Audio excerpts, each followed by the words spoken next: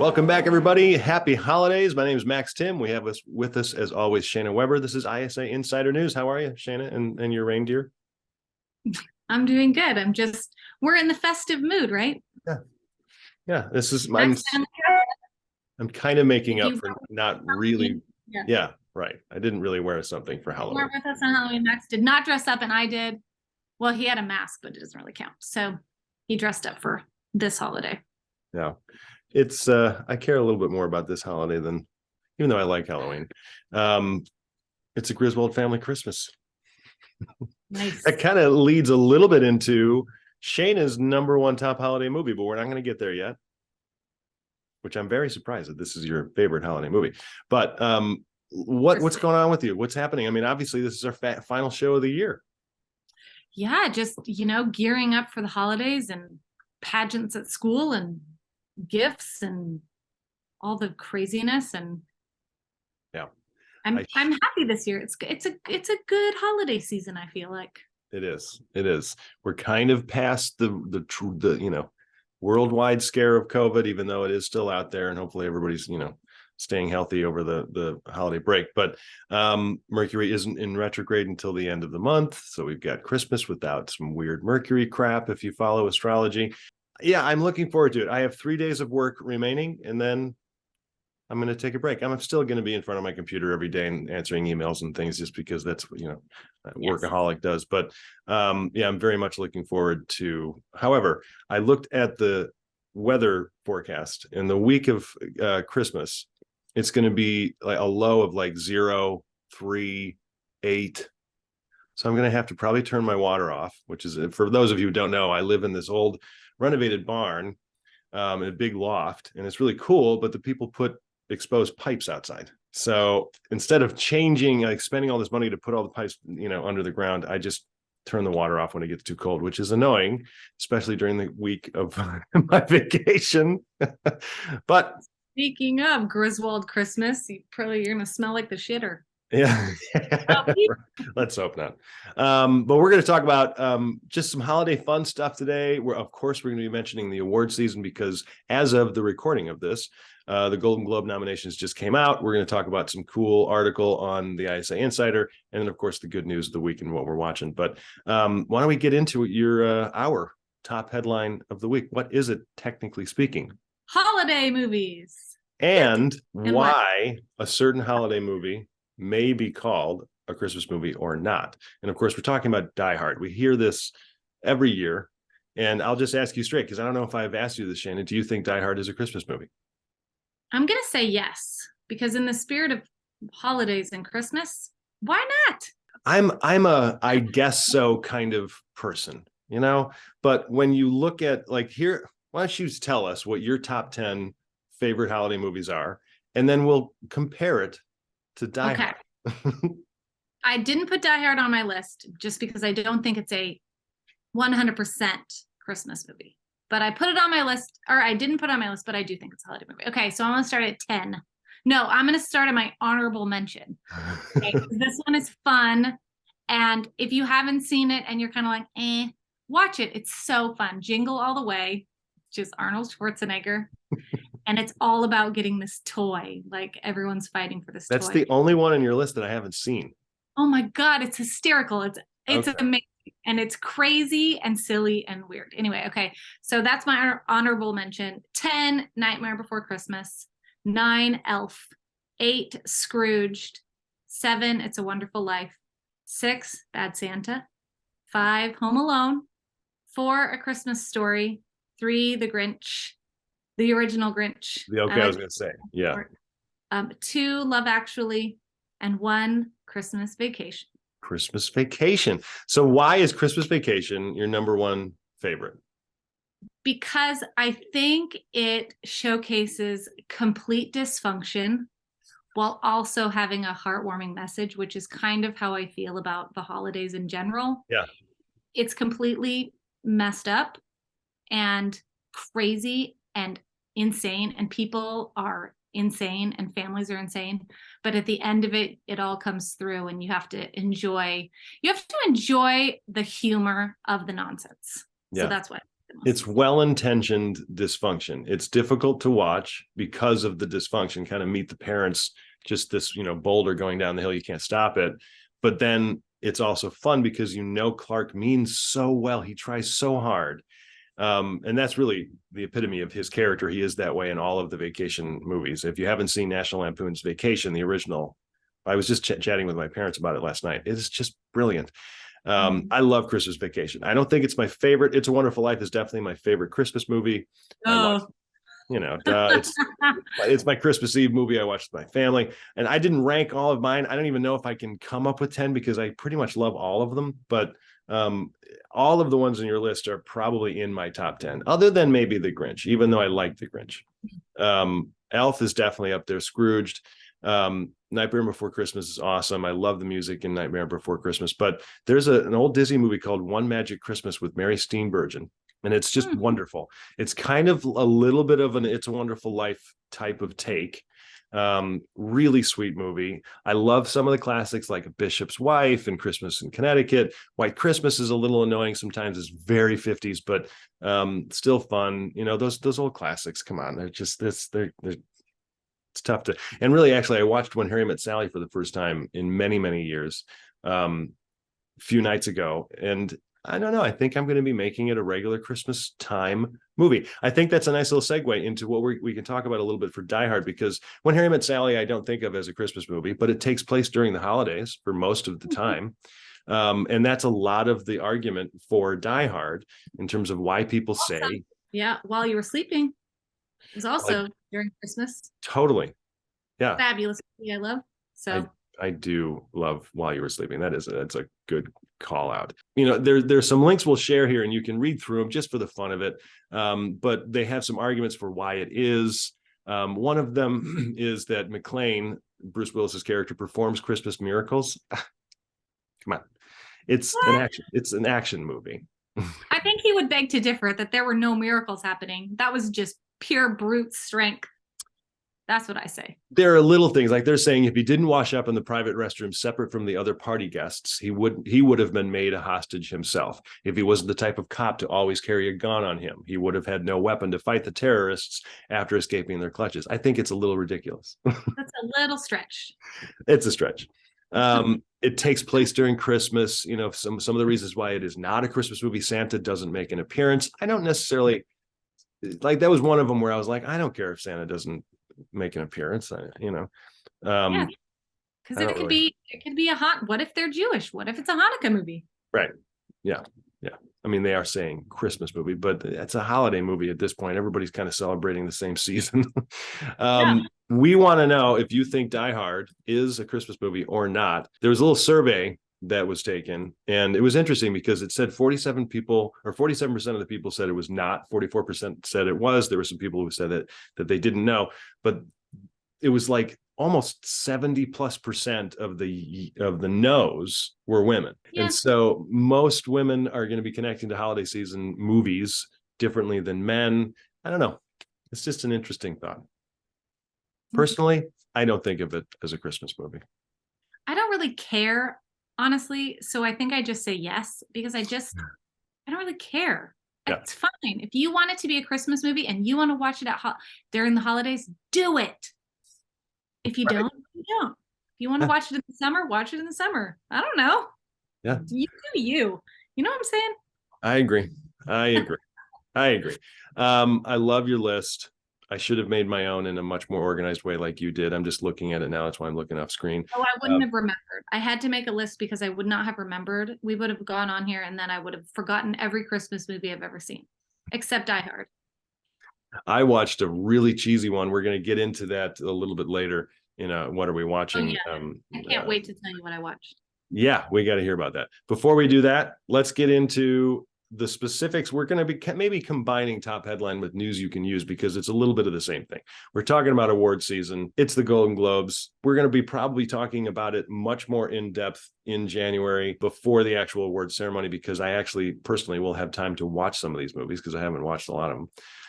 But what did you find that was noteworthy? Considering the Golden Globe nominations just came out, I found it newsworthy, and Variety mentioned it as well, that female directors were once again snubbed from the Golden Globes, even though there were a few that were award-winning and noteworthy. So I just hope that in the next year, there are more opportunities for female directors to find a place in this filmmaking world.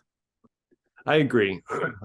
It's a tricky thing because sometimes, because I don't think they're also saying that women didn't direct the best films of the year. Sadly, there are not enough films that are directed by women, and so the numbers are different, but I do think there have been some strides made. But then again, I shouldn't be speaking to that because I'm not a woman. It's an interesting list to look at. There are some intriguing choices. Like there were a lot of the headlines you see are like, these people got snubbed. Tom Cruise was snubbed for Best Actor nomination. I'm like, okay, really? I mean, really? I know I'm not sad about that. I'm sorry. Yeah, I like that movie, kind of, but I am very excited though that Jeremy Allen White is nominated for The Bear. If you haven't seen The Bear, it's a great. I have not seen it. You loved it, but from what I've heard, the guy does an incredible job. Yeah. He's amazing. And I love that Jenna Ortega is nominated for Wednesday. Yeah, I think there's some good ones in here. Yeah. I mean, my lock was Ana de Armas as Marilyn Monroe. It was just seeing her on screen. It was just totally, I mean, this sounds cliche, but it was seriously transformative. It was unbelievable what she did. She brought it. I actually like that movie, so. You did like it? I did. I thought it was beautiful and terrible. And, it was beautiful for all those reasons from an artful standpoint. We talked about it in the previous episode, but when I was watching her on screen, I was like, nobody acted harder than her this year. Right. Keep going. I was just looking at this list and I got very excited. Go ahead. So 2 actresses nominated for Best Supporting Role, which I hadn't looked at this before, but Jamie Lee Curtis for Everything Everywhere All at Once, which is one of my top movies of the year. And then we're going to get into this movie that I just watched, and this actress from it was nominated. I'm very excited for her, but I'll get to that. Yeah. Talk about what we're watching. Well, let us know what you all think. You should be paying attention to this. If you're in the screenwriting world, you should be paying attention to at least the lists. Even if you don't watch the award ceremony, you should be just looking at, okay, who was nominated, what does the industry think in terms of a snub, why some people think this person was snubbed. You want to be forming your own opinion, but you also want to be informed about what's going on. I think it's important. The other little tidbit of news you can use, I don't even know if this is a news you can use type of headline, but Shayna and I were both kind of wide-eyed in the news that Minx was canceled by HBO Max, Discovery, and this whole stupid merger thing.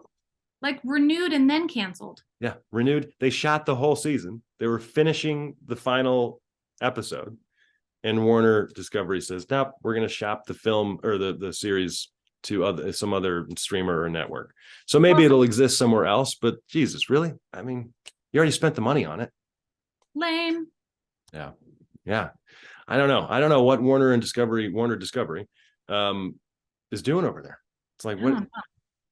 Completely rehashing everything. I wonder if they're just going to go straight reality. I don't know. HBO Max. I don't know. Anyway, that was disappointing, but let's move on to this week in ISA Insider. What do we have here? In ISA Insider articles, this is just called Marketability. I mean, cut to the chase. Marketability by Ruth Atkinson. This just talks about if you've ever, been talking with a producer or anybody in the industry and they talk about marketability. Is your commercially marketable or anything like that, viable in the marketplace? This is an article that is talking about what that means and what aspects of a script would actually, go into deciding or figuring out, the marketability of your script. It's a huge thing to consider because there's a range, and it's okay to go, oh, this particular project I'm working on isn't as marketable as some others. It doesn't mean you shouldn't work on it. That's a lot of what Ruth is talking about here, is that you should just write the script and story that you really want to write. But what I love is that she gives these categories of budget, cast, director, genre, hook, kind of like brainstorming fields. You can use this in a list. And for whatever project idea you have, if you're kind of beyond the logline standpoint, you're kind of into the character, development place, then you can go to this list and go, what do I think the budget would be? And if I made this an $80 million budget based on the same idea, how much different could that be compared to a $2 million budget? It's a fun little brainstorming thing, as opposed to just looking at your project when it's finished and going, okay, what's the marketability? You should be considering that even at the outset of the project. I do think that theme could also go on this list, because I think you can have a crazy script or one that's unique in ways that only you can tell a story, and thematically it could resonate, and you can use that to pitch marketability. Totally. So yeah, that was the only thing that I thought was like, but maybe that could go into hook or genre. I mean, it's kind of all looped together, but yeah, you need to know what the audience experience is going to be. Who's this for? Excuse me, because that's what everybody in town, the executives, producers, agents, managers, that's where they're coming from. Who is this for, and how do we sell it? You need to be thinking that too. It doesn't necessarily have to be right away, but it's based on the idea that you have, and what are you going to do with the idea? That's it for this week in ISA Insider in terms of the articles. There are so many other articles, everybody, and you can just be flipping through them. They're really short, easy reads, free education. Highly suggest you dive in. Yeah, there's a lot of great ones up right now that just popped up in the last few days. Looking at myself trying to be serious wearing this is... I know, me too. I'm like, what? Trying to be right now with little ears. Yeah, educators and lecturers were wearing this. Let's move on to what we're watching. You watched something that was just wild. Oh my gosh. Okay, so I read an article. See, I was reading articles from, I think, the European Film Awards, and this movie called Triangle of Sadness. Yeah, I've never heard of it. I can't believe that. That's not good, because it was a Palme d'Or winner. Right. It won the Palme d'Or at Cannes this year. And so I was like, you know what? I'm going to watch this movie because they said it's hysterical, and I'm going to be the judge of that. It's absolutely bonkers. And I did not think that there could be a more bonkers movie this year than Everything Everywhere All at Once, which I love. And this movie is absolutely bonkers and hysterical, and I loved it. It's odd because at the beginning you're kind of like, what am I watching? Like, starts with male models and then like this thing, and it's in 3 parts.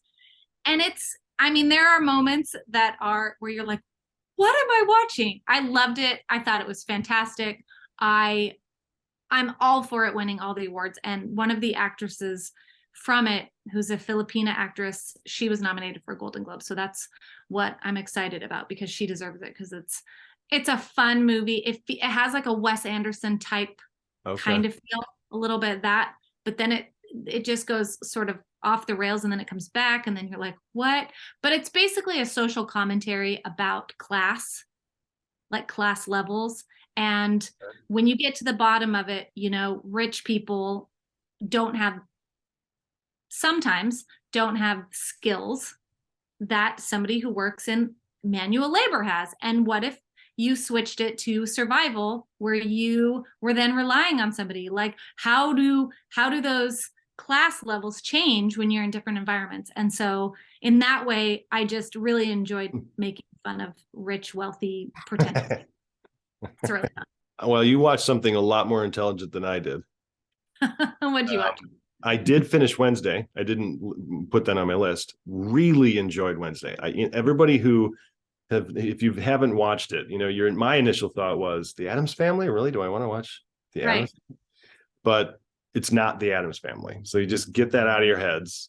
Wednesday, the character is fantastic. Aside from Jenny Ortega's performance, really great character, and all the side characters and actors. Her roommate was just perfect, and everybody does a great job. It's highly recommended. Obviously, it's one of the top shows on Netflix right now, so there's a reason for that. So Wednesday was really enjoyable, but I'm getting through the Santa Clauses. It's not done in terms of the release schedule, and this is the show on Disney Plus. It's a really cute, fun, new take. It's the long sequel to the Santa Claus.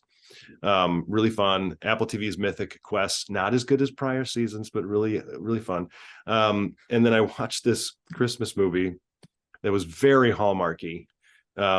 on Netflix called The Noel Diary, and it's about this best-selling author who finds out his mom passed away, and he finds a diary in her like hoarder's house from a nanny that lived with them, and the main character, ends up meeting this young woman who's looking for her mom, who was the nanny, and because the nanny gave this baby away when she was born, and so they go looking for her. And it's fun. It's with the very, like too good looking for his own good guy from This Is Us, really tall, sharp jaw.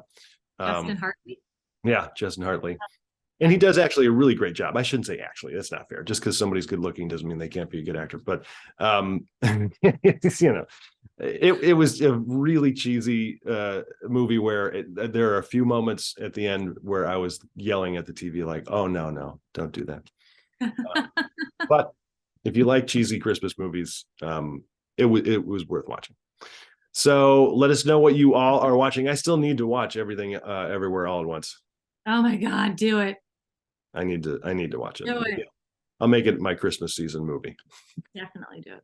Let's move on to its useful resources. And the useful resource is really more of an announcement that we are launching something that we haven't done in a long time. I created the 30-day screenwriting challenge for the ISA, gosh, probably 5-6 years ago. And we did it for 2 or 3 years, I think. And we're going to do it again. Clarify, do you write a whole script in 30 days? That's the intent, to get a rough draft done in 30 days. A rough draft. Yes. Okay. Yeah. I mean, obviously, if you have 8 hours a day, you can finish in 30 days. Most of us don't. You might have half hour to an hour.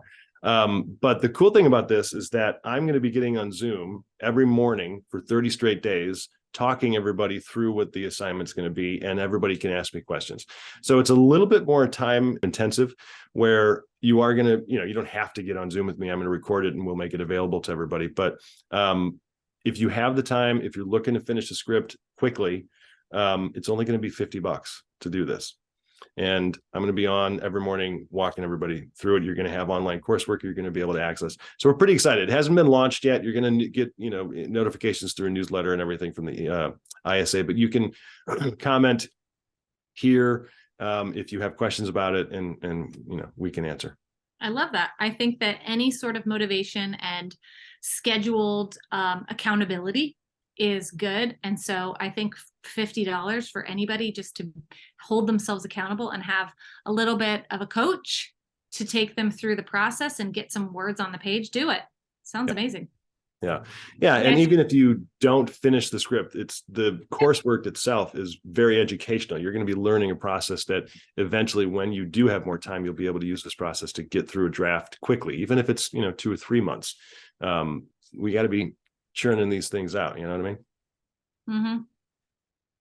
Sounds good to me. So that's it. Yeah. 30-day screenwriting challenge coming up to start the new year. Let's move to the good news of the week. All right. I'm going to let you tell this good news because it was a little bit over my head. I think if you were to read through a couple different articles, I am not a fusion scientist by any means. But the cool news is that there's a breakthrough in fusion power, and the announcement's going to be made tomorrow meaning Tuesday, the 13th. But what's wild is that they have been working on this in terms of trying to, basically what fusion is what the sun does. It creates its own energy.